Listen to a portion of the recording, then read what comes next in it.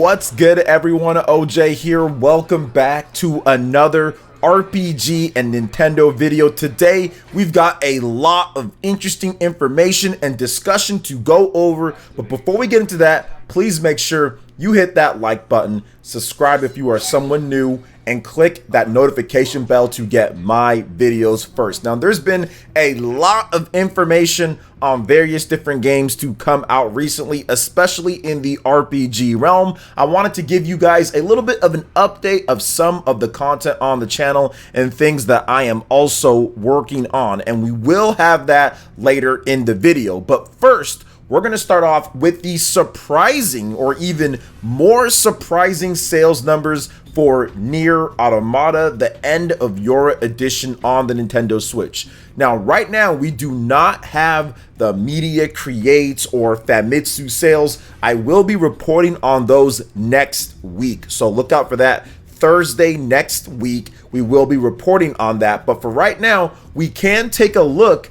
at the US sales when it comes to Amazon orders. Now, Amazon is one of the biggest retailers here in the US for video games, and many people have told me they actually had to purchase NieR Automata on Amazon because the stores didn't have enough copies. So this video is also for people that are looking to pick up NieR Automata, the end of Yorha edition on the Nintendo Switch, and not have to worry about driving around to different locations.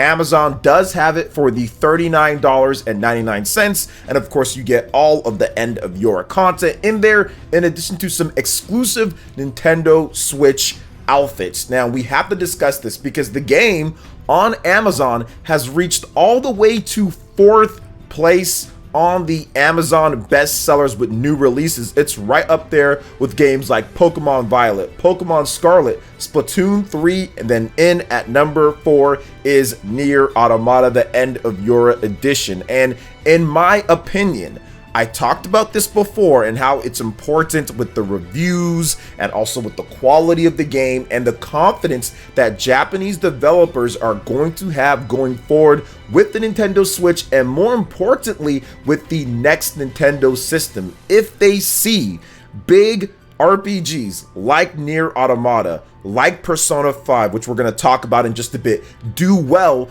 that is going to give them the confidence to green light projects ahead of time, so we don't have to wait multiple years, or so they feel comfortable maybe even making more new original games on the platform. So the better that these high quality ports do on the Nintendo Switch, obviously that's going to be good for Nintendo fans and for Nintendo going into the next Nintendo Switch generation. But for right now, the Nintendo Switch is getting some really good Japanese RPGs. Now, NieR Automata, number 4 on the Amazon bestsellers list. That is absolutely incredible. I love to see the sales rise for a game, and honestly, after putting multiple hours into the game at this point, I think I can confidently say that NieR Automata, the end of Yorha edition on the Nintendo Switch is the best third-party impossible port that I have ever played just on the system. Easily the best one. I don't think there's another impossible port. So we're talking about Doom Eternal, we're talking about Doom, we're talking about maybe even Skyrim if you want to put it there. That's kind of a 360 game, but people didn't feel it would be the PS4 and Xbox One, remaster of the game. They felt that it'd be the 360 game. So the Switch version of Skyrim is based off of the Xbox One and PS4 version. People felt that it wouldn't be that. So it's the best impossible port. Wolfenstein, there's like a bunch of them on the platform. And I think that NieR Automata, the end of Yorha edition, stands head and shoulders above the rest of the games. Now, we're not talking about older games that have been ported over, like the old school Final Fantasies and stuff like that. We're talking about big PlayStation 4 and Xbox One games, which there's been varying levels of results when it comes to that. But I think that NieR Automata is super high quality. Shout outs to Virtuos and Square Enix for getting that done. Virtuos did a phenomenal job, and Square Enix funding that type of work to be done on the Nintendo Switch with this game, and it's paying off, at least it seems here, and it kind of proves that the Nintendo Switch once again is home for big RPG sales. You can get those big sales if you release some high quality stuff. It proves exactly what I've been saying with the Nintendo Switch system and what's been going on with the sales, because we have more on that in just a bit. Now, let's talk about Persona 5 Royal. I made a video on this recently talking about what we need to discuss. This game has also moved up as well. It's in the number 8 slot, so that's definitely good. It moved up, I think, a couple positions from where I talked about it then, and I think that Persona 5 Royal is going to be even higher on this list. I feel that Persona 5 Royal has more sales potential than NieR Automata, and I think that the reason why is because Persona is just one of those franchises that fits really well on a Nintendo platform, in my opinion, with the style of RPG gameplay that it does have. We've got a number of high-profile turn-based or strategy RPGs coming out that are kind of more in-depth. Stuff like Mario plus Rabbids, obviously Pokemon is coming out. Persona 5 Royal fits right in there with those other big RPGs. Obviously NieR Automata, big action RPG. I think Persona 5 Royal has more potential to do even better because people have been crying for this game on the Nintendo Switch for the past 5 years. I saw a lot more people complaining and crying for Persona 5 Royal than NieR Automata, although I did see some of that. But I think that Persona 5 has more of the style and more of the atmosphere in terms of what Nintendo fans are probably going to support more in the long run. And on top of that, Joker is in Super Smash Bros. Ultimate, and there's also Persona 5 Strikers already on the Nintendo Switch, in addition to Persona games like Persona Q and Q2. Those games were on the Nintendo 3DS, whereas NieR's never been on a Nintendo platform.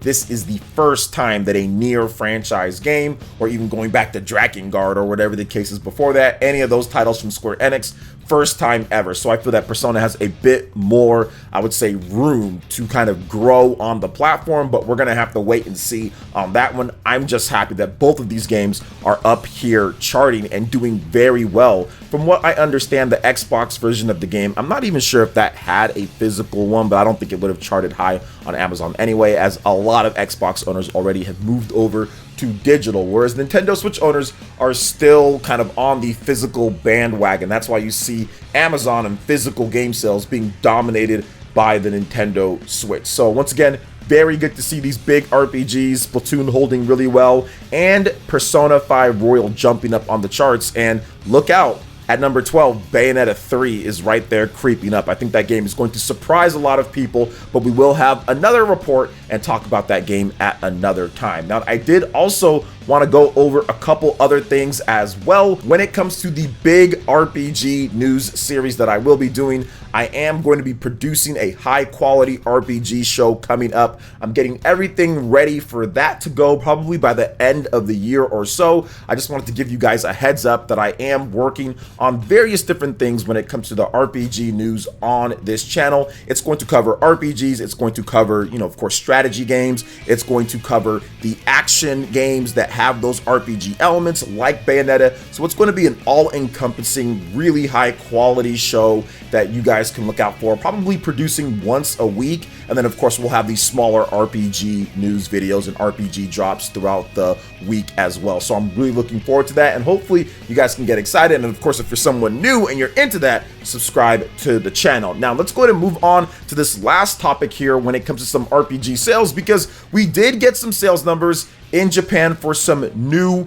RPGs, and it's interesting to look at how some of these games are doing, because these were predominantly PlayStation RPG releases. So on the most recent Famitsu sales, this goes over the physical game sales from September 26, 2022 to October 2nd, 2022. We had two big releases, The Legend of Heroes Kuro no Kiseki 2 Crimson Sin, and also Valkyrie Elysium. So two high-profile releases in Japan when it comes to Japanese RPGs. Now remember, these aren't the AAA Final Fantasy or Dragon Quest or, Pokemon or anything like that, or Kingdom Hearts, or even NieR at this point, right? When it comes to when it was new, the NieR Automata. So I'm not expecting, and nobody else should be expecting, huge blockbuster sales. However, I do feel that based off of the physical game sales, now this could be because